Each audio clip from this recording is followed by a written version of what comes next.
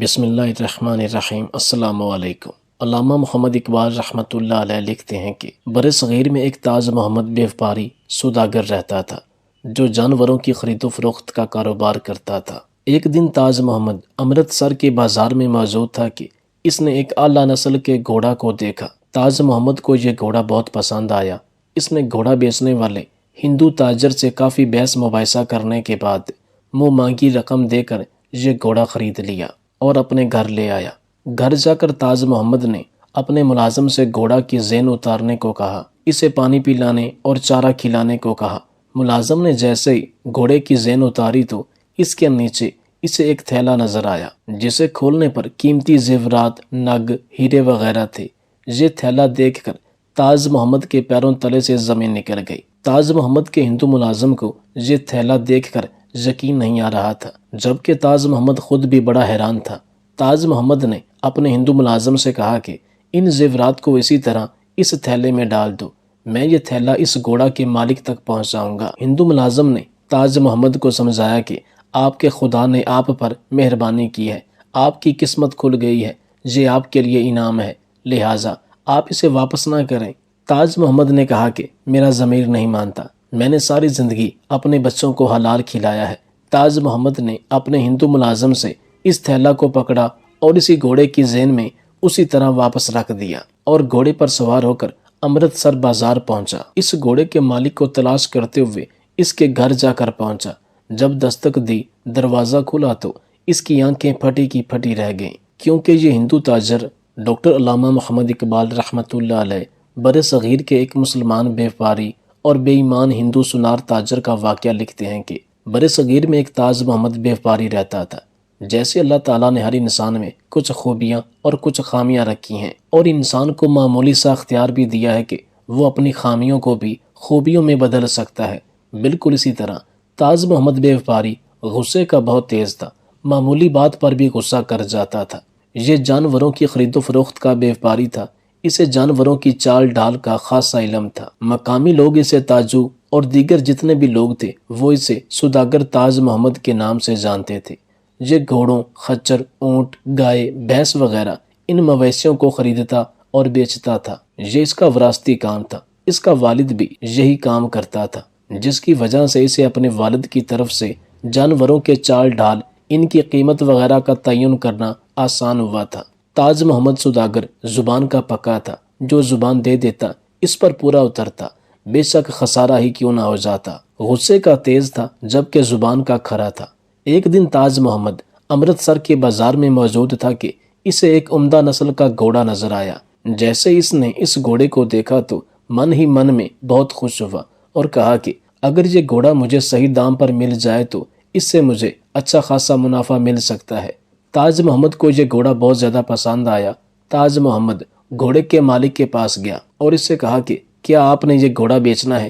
مالک نے کہا کہ ہاں، مجھے یہ گھوڑا بیچنا ہے۔ تعارف ہوا تو تاج محمد نے اپنے بارے میں بتایا کہ میں ایک بیوپاری ہوں اور جانوروں کی خرید و فروخت کا کام کرتا ہوں۔ جس کا گھوڑا تھا اس نے بتایا کہ میرا نام راجہ دیان ہے اور میرا سونے چاندی کا کاروبار ہے اور ہم یہ کاروبار پچھلی 3 نسلوں سے کرتے آ رہے ہیں۔ آج بھی میں ایک سودا کر کے آ رہا ہوں۔ میرے سسر نے مجھے عربی نسل کا ایک گھوڑا دیا ہے جو اس وقت میرے گھر پر موجود ہے، لہٰذا اب میں اس گھوڑے کو اب فروخت کرنا چاہتا ہوں۔ تاج محمد نے دیان سے پوچھا کہ آپ اس گھوڑے کے کتنے دام لوگے؟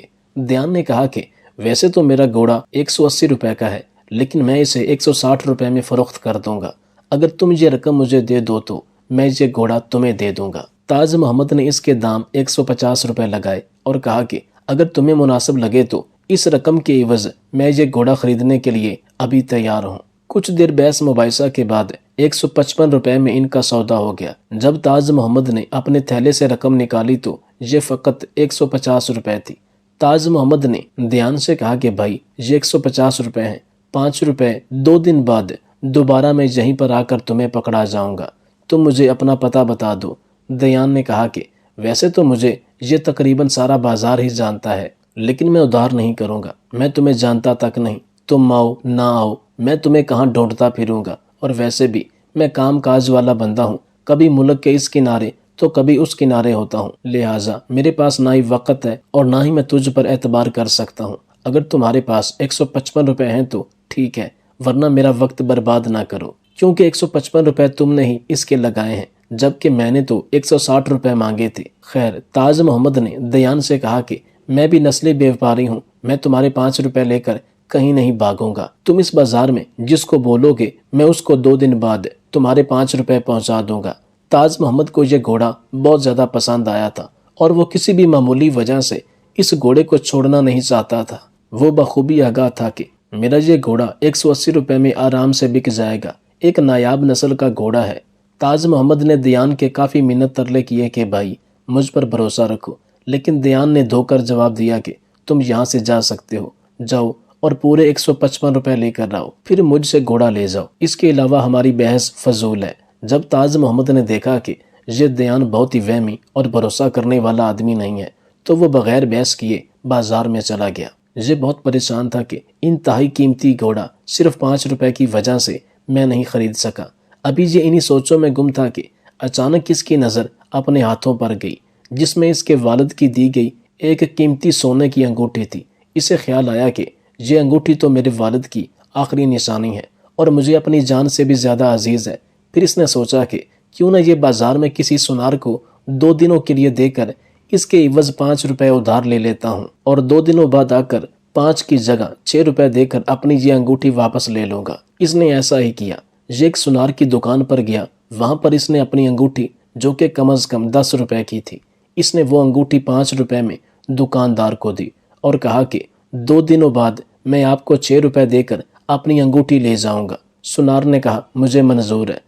تاج محمد نے سونار سے 5 روپے لیے اور ڈھونڈتا ہوا دیان تاجر کے پاس جا پہنچا اور اسے کہا کہ میں 155 روپے لے کر آ چکا ہوں، لہٰذا جیسے ہمارا سودا طے ہوا تھا اس کے مطابق یہ 155 روپے تم رکھو اور گھوڑے کی لگامیں مجھے پکڑاؤ۔ دیان تاجر کی نیت خراب ہو چکی تھی۔ اس نے تاج محمد سے کہا کہ وہ اس وقت کی بات تھی جب تم سے میں نے 155 روپے میں سودا کیا تھا، اب میں 160 روپے سے 1 روپیہ کم اس گھوڑے کو فروخت نہیں کروں گا۔ اگر تمہارا دل کرے تو تم 160 روپے کے عوض یہ قیمتی گھوڑا لے سکتے ہو، ورنہ تم جا سکتے ہو، کیونکہ تم بہت زیادہ بحث کرتے ہو، اس سے ہم دونوں کا وقت ضائع ہوگا۔ اگر 160 روپے ہیں تو یہ گھوڑا لے سکتے ہو۔ تاج محمد کو بہت غصہ آیا۔ اس نے بڑی مشکل سے اپنے غصے پر قابو پایا اور یہ سمجھ گیا تھا کہ یہ دیان تاجر زبان سے پھر گیا ہے۔ اس نے بغیر کوئی بحث مباحثہ کیے واپس اسی سونار کے پاس آیا اور کہا کہ بھائی میرا سودا نہیں ہو سکا، لہٰذا اپنے 5 روپے پکڑو اور میری انگوٹھی واپس کر دو۔ سونار نے اس سے سارا ماجرا پوچھا کہ تم پریشان کیوں ہو، کیا بات ہوئی ہے؟ تاج محمد نے شروع سے لے کر آخر تک دیان تاجر کے گھوڑے کے سودے کے بارے میں بتایا تو اس سونار نے کہا کہ تم ایسا کرو، اس انگوٹھی کے بدلے 10 روپے لے جاؤ اور 2 دنوں بعد آ کر تم مجھے 11 روپے دے کر اپنی انگوٹھی لے جانا۔ تاج محمد بہت خوش ہوا۔ اس نے سونار کا شکریہ ادا کیا اور جلدی سے 10 روپے لے کر دیان تاجر کے پاس جا پہنچا۔ بغیر کوئی لمبی چوڑی بات کیے اس نے 160 روپے دیان کو پکڑائے اور دیان نے اپنے گھوڑے کی لگامیں اسے دے دیں اور دونوں اپنی اپنی راہ ہو لیے۔ تاج محمد خوش بھی تھا لیکن پریشان بھی تھا کہ آج تک میرے ساتھ کسی نے اس طرح برتاؤ نہیں کیا۔ 5 روپے کی خاطر اس نے مجھ پر اعتبار نہیں کیا اور پھر اپنی زبان سے پھر گیا۔ 5 کی جگہ مجھے اسے 10 روپے دینے پڑے۔ تاج محمد کا غصہ بھی بہت تھا کیونکہ اس کے چند دوست ہندو اور بھی تھے جو اس کی طرح زبان کے پکے تھے، جبکہ یہ دیان تاجر ہندو ہونے کے ساتھ ساتھ کرخت لہجہ اور قابل اعتماد آدمی نہیں تھا، نہ ہی زبان کا کھرا تھا۔ شدید گرمی میں تاج محمد اپنے آپ سے باتیں کرتے ہوئے آخر گھر پہنچ آیا۔ تاج محمد کا ایک ملازم بھی تھا جو اس کے خریدے گئے جانوروں کی دیکھ بھال کرتا تھا، انہیں چارہ کھلاتا، پانی پلاتا تھا اور ان کی صاف صفائی کا خاص خیال رکھتا تھا۔ کیونکہ تاج محمد اکثر جانوروں کی خرید و فروخت کے معاملے میں شہر سے باہر ہوتا تھا اور پیچھے ان جانوروں کی دیکھ بھال اور نگرانی کے لیے اس نے ایک ملازم رکھا ہوا تھا جو کہ ایک ہندو تھا۔ تاج محمد اس قیمتی گھوڑے کو لے کر گھر پہنچا تو اس کے ہندو ملازم نے گھوڑا دیکھ کر کہا کہ یہ تو بہت ہی انمول اور نایاب گھوڑا ہے۔ تاج محمد نے کہا ہاں بالکل صحیح کہا تم نے۔ پھر تاج محمد نے اپنے ملازم کو گھوڑے کی زین اتارنے کے لیے بلایا۔ نوکر کو زین کے نیچے ایک چمڑے کا تھیلا ملا جسے کھولنے پر قیمتی سونا، ہیروں کے نگ اور زیورات نظر آئے۔ ہندو نوکر چلا کر بولا کہ مالک آپ یہ کیا خرید کر لائے ہیں؟ تاج محمد نے کہا کیا مطلب؟ تو اس کے ملازم نے کہا کہ آپ نے یہ قیمتی گھوڑا خریدا ہے، لیکن دیکھیں مفت میں کیا آیا، قسمت آپ پر مہربان ہے۔ جیسے ہی تاج محمد کی نظر اس تھیلے کے اندر پڑی تو اس کے بھی پاؤں تلے زمین نکل گئی، کیونکہ یہ زیورات کم از کم 5,000 مالیت کے تھے۔ تاج محمد نے جب اپنے نوکر کے ہاتھ میں یہ زیورات دیکھے جو چمک رہے تھے اور سورج کی روشنی میں اور بھی زیادہ جھلملا رہے تھے، نوکر نے کہا کہ آپ کو مبارک ہو، آپ کے خدا نے آپ کو اتنا نواز دیا ہے کہ ساری زندگی اب آپ کو کام کرنے کی ضرورت نہیں۔ تاج محمد نے کہا، میں نے صرف یہ گھوڑا خریدا ہے، یہ زیورات نہیں خریدے، اور نہ ہی میں نے ان کی رقم ادا کی ہے۔ یہ تو اللہ ہی بہتر جانتا ہے کہ یہ زیورات میری قسمت کھلنے کا بہانہ ہے یا میری آزمائش کا ذریعہ۔ مجھے انہیں فوراً واپس کر دینا چاہیے۔ ہندو نوکر دل میں سوچ رہا تھا کہ میرا مالک کتنا بے وقوف ہے، صدیوں بعد ایسے اوپر والا کسی کی قسمت بدلتا ہے، جبکہ میرا مالک ایمانداری کے نشے میں اندھا ہو چکا ہے۔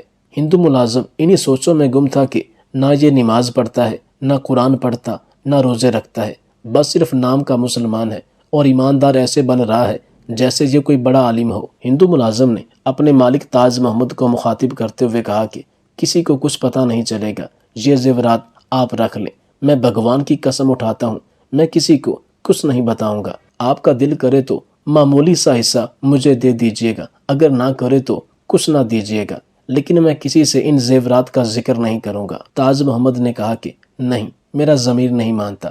اس نے اپنے ملازم کی ایک نہ سنی اور ان زیورات کو واپس کرنے کی ٹھان لی۔ تاج محمد کے دل و دماغ میں ایک جنگ چل رہی تھی کہ دیان تاجر نے تم پر 5 روپے کا بھروسہ نہیں کیا، اور پھر 5 کی جگہ اس نے دھوکے سے 10 روپے ہتھیا لیے، اور تم ہو کہ اس کے زیورات واپس کرنے جا رہے ہو، اور وہ بھی اتنی شدید گرمی میں بغیر کسی معاوضے کے۔ تاج محمد ساتھ ساتھ پانی کے گھونٹ بھر رہا تھا، اور ساتھ ہی اس کے دل و دماغ میں یہ جنگ چھڑی ہوئی تھی۔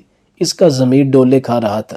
دماغ کہتا کہ یہ زیورات تمہارے ہیں، تمہیں خدا نے دیے ہیں، اور ویسے بھی دیان نے تجھ پر بھروسہ نہیں کیا اور تمہیں ذلیل کیا، جبکہ دل کہہ رہا تھا کہ نہیں، اس نے میرے ساتھ جو کیا وہ اس کا دین دھرم تھا، اس کی سوچ تھی۔ وہ ہندو تھا، جبکہ میں نام کا ہی صحیح لیکن مسلمان تو ہوں۔ کہیں خدا مجھ سے دنیا و آخرت میں منہ نہ موڑ لے، میرے اعمال تو پہلے ہی اتنے نیک نہیں ہیں۔ کچھ دیر سوچو بچار کرنے کے بعد تاج محمد نے فیصلہ کر لیا کہ میں یہ زیورات دیان تاجر تک ضرور پہنچاؤں گا۔ اس کے ہندو ملازم نے کہا کہ اب میں آپ کے لیے کھانا لے کر آتا ہوں۔ تاج محمد نے کہا کہ نہیں، میں نے بڑی مشکل سے یہ پانی پیا ہے، کھانا میں آ کر ہی کھاؤں گا، لہٰذا میں ابھی جا رہا ہوں، اس سے پہلے کہ میرا ایمان شیطان کے قبضے میں آ جائے اور وہ مجھے لالچ دے کر ورغلا لے اور میں دنیا و آخرت دونوں میں رسوا ہو جاؤں۔ تاج محمد کے ہندو ملازم نے کہا کہ ابھی بہت گرمی ہے، سورج ابالے مار رہا ہے، لہٰذا آپ کل پر رکھ لیجئے، کل چلے جائیے گا۔ تاج محمد نے کہا کہ زندگی کا کیا بھروسہ، کہیں یہ امانت آخرت میں میرے گلے کا عذاب نہ بن جائے۔ تاج محمد اندر کمرے میں گیا اور اپنے والد کی دی گئی سنار کو وہ انگوٹھی واپس لینے کے لیے 11 روپے لیے۔ پھر تاج محمد نے تھیلے کو اسی گھوڑے کی زین میں رکھا اور خدا کو یاد کر کے نکل پڑا۔